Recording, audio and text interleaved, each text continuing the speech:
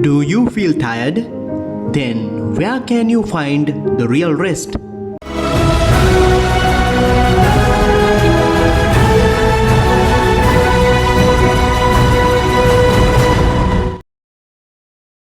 The quest for happiness is common to all human beings of every age. Every man and woman has the strong desire to find rest and inner peace in their lives. Most of them become exhausted with their workload, but they prefer different kinds of relaxation methods. Many would like to sleep more on the holidays. Some may like to go on a picnic and relax at a luxury hotel. Some would prefer to go for a musical concert. There are others who would like to go for a swim or a sea bath. There are also people who seek relaxation at a pub or at a nightclub, at a bar or at a drug den. In fact, we can find a temporary satisfaction at these places, but we will never find the real rest and relaxation there. In today's Gospel, Jesus Christ invites us to find rest in Him. Jesus tells us, "Come to me, all who are weary and burdened. I will give you rest." Jesus is our true rest. He is our refuge. Jesus Christ is the oasis in this world. So many people are busy with their hectic schedules and they yearn for rest. Most of their lives are overburdened and full of sorrows. In fact, God did not want man to engage in hard labor on the Sabbath day.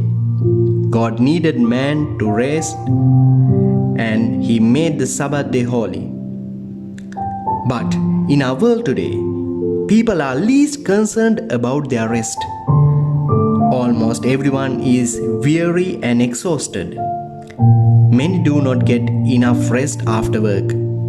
Today, children are in a rat race of studies and tuition classes.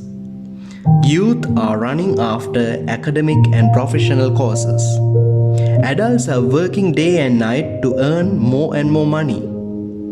At the end of the day, nobody has taken a good rest. At night, they go to bed with their smartphones and tablet computers, watching videos, posting on the social media, messaging and chatting take place even after midnight. Finally, they have not had a sound sleep. Following day, they begin the work with drowsy eyes, and during the little breaks at daytime, they engage in checking messages and going through the daily gossip. Finally, their ways of relaxation have led them to more and more frustration. In the Gospel today, Jesus offers us the invitation, "Take my yoke and learn from me, for I am gentle and humble of heart, and you will find rest." In order to take up Jesus' yoke, we should lay down the yoke we have already taken on our shoulders. That yoke is none other than the yoke of sin and flesh. St. Paul says, "Leave the flesh and no longer live according to it. If not, we will die. Rather, walking in the Spirit, let us put to death the bodily urges, so that we may live." When man is enslaved to flesh and bodily urges, he takes up the yoke of slavery. This yoke belongs to Satan.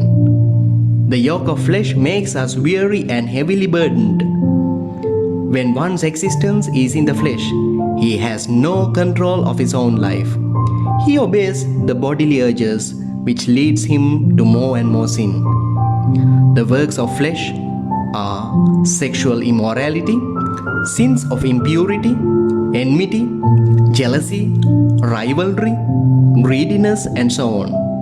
Today, people recourse to some of the works of flesh as a way out of their boredom and frustration. However, the more man gives into the works of flesh, the more he becomes frustrated. Therefore, St. Paul advises us, "Your existence is not in the flesh, but in the Spirit, because the Spirit of God is within you. This is the yoke of Jesus that we have to take up today. We have to put on the Spirit of God upon us. God's Spirit is gentle and light. St. Paul says that it gives life to our mortal bodies.